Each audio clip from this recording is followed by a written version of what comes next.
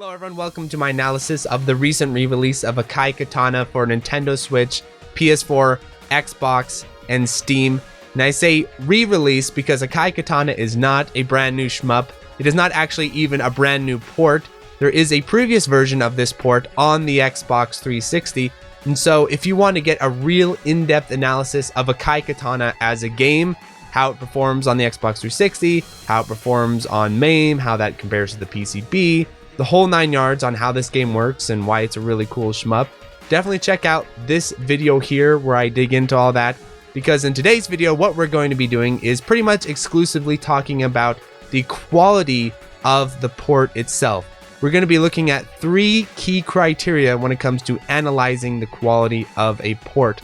The first criteria is, of course, the level of input lag. How laggy is it? This is something that's very important to me. This is sort of a trademark of my port analysis reviews, so of course we're going to talk about that. The second key feature is just modes and extras and training options, that type of content.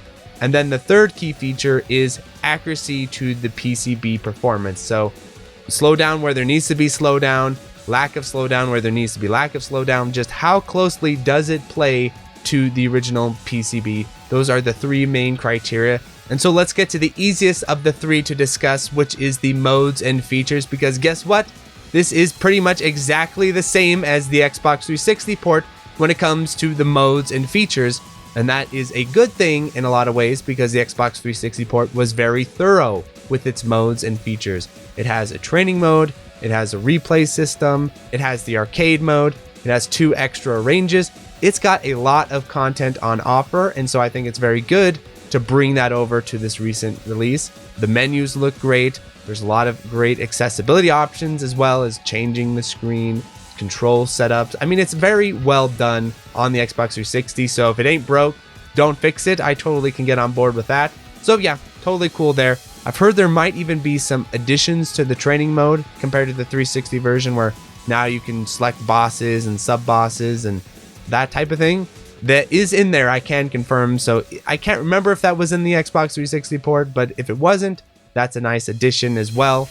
That being said though, I don't want to give City Connection too much lavish praise, because they're basically just moving all this shit over. They didn't actually go in and create this content themselves. And I just want to point that out, because City Connection is very dependent on their source material when it comes to the quality of their ports. For example, they didn't really have much to work off of when they ported over the Psycho games, and so those ports, for example, are very bare bones. They have no range, they have no extras or anything like that. So just the golden rule to always keep in mind, always when it comes to City Connection ports, is wait for it to come out first. Don't pre-order, don't jump in hoping it'll work out, because sometimes it does and sometimes it doesn't. You know, it just really depends case by case. You can't quite trust them when it comes to quality like something like M2 shot triggers. You know, those people, they don't miss, at least not yet. So you can trust them when it comes to quality. But with City Connection, it's extremely hit or miss. They did a pretty good job on the Death Smiles port. How did they do here? So then that brings us to the second quality I want to talk about, which is accuracy to the PCB in terms of slowdown and performance, frame rate, all that sort of thing. So what I've been able to see looking at Discord threads, looking at online threads, EOJ made a post about this, and this guy owns the PCBs, and he's a solid resource when it comes to determining the accuracy of the slowdown of stuff. And he said that this arcade version port is very accurate to the PCB when it comes to slowdown. And that makes a lot of sense, because that was kind of the same case as well with Death Smiles. So good stuff there, and it seems like they're able to do that with the arcade mode of this release as well. However, there does seem to be a difference in slowdown between the arrange modes when it comes to the 360 port and when it comes to this new City Connection port. Arrange modes are very interesting because they're not as definitive as arcade releases. So with an arcade release, it's always the PCB that is the definitive source version that you need to match. When it comes to arrange modes, it's kind of whoever's most popular wins, right? So if you release an arrange mode on the Xbox 360 and you release an arrange mode on Steam, and it turns out more people play the Steam version, well, that tends to be the definitive version then. Critical mass wins, rather than, oh, just because the Xbox 360 version came out earlier, does that make it source material? Also, with the arranged modes of Akai Katana especially, they're not all that difficult, so having some missing slowdown in my opinion, because they're not baseline all that difficult anyway, so a little bit more added challenge from faster bullets, I don't think that's a huge deal. So just to point out, I do think there is some difference in the amount of slowdown. Maybe they'll adjust it, maybe they won't, but I don't think that's a deal breaker either. So now we come down to really the final criteria, the final question. How is the input lag? Big question, my friends, especially with City Connection, because they're very suspect when it comes to the input lag of their ports. So let's begin with the PC version. And keep in mind, when it comes to the PC version, there's all kinds of parameters you can throw at this thing as far as, you know, the slightest changes can change how the game runs input lag wise. So I'll tell you what the parameters were for my testing. First of all, ultra low latency and video card, VSync off, of course. I not only turned VSync off in the game menu, but I also went into my NVIDIA control panel and forced VSync to turn off in the game. So I made sure the game was very low lag when it came to my settings. However, video cards, displays, all that kind of stuff can make it a little bit hit or miss. And in my testing, it came out to be 3.5 frames. And there is sort of a half a frame of margin of error here, where sometimes it was giving me 3 frames, solid for 3 frames. Then other times, you know, in other samples, I was getting 4. And it seemed to trend more towards 3, but it was pretty split. So that's why I think in the end, 3.5 frames is a safe analysis, and you kind of go either way there. But that was my analysis of the PC version, 3.5 frames. Now we'll come to the Switch version. I will say the results of the Switch version were very consistent. I got the same lag readings across them. Unfortunately, those lag readings were very high.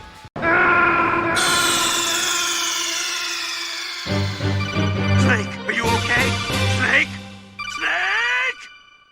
So we ended up at 6 frames of lag on the Nintendo Switch version. And just a reminder, I'm running my Nintendo Switch through a very low lag downscaler, the Extron Emosha, into a CRT and testing it on that CRT. And so this is, in my opinion, the least amount of input lag you will see on a Nintendo Switch, is putting that bad boy on a CRT.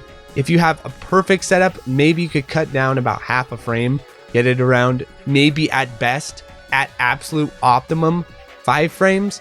In my opinion, not great, but not super surprising, because the Xbox 360 version is 4 frames. And the way it kind of works with City Connection is they usually base their ports off of other ports. They do that all the time. So they were basing this port off of the Xbox 360 port. And usually what tends to happen is if you port a port, usually there's some sort of additional lag that comes along. At best, you usually can match it. So I thought 4 frames was, you know, hopefully going to happen, but nope, 6 frames of lag. I didn't buy the PS4 version because I didn't want to buy the game a third time. So we can just assume that the PS4 version is likely 5 frames. That tends to be how it goes. PS4 is usually a frame lower. But at best, at absolute best, it would be 4 frames. And that is the same as the Xbox 360. The Steam version is slightly less, but that's also because the power of graphics cards and turning off VSync and all that sort of stuff. And so where does this all end up in the end? What is my final conclusion?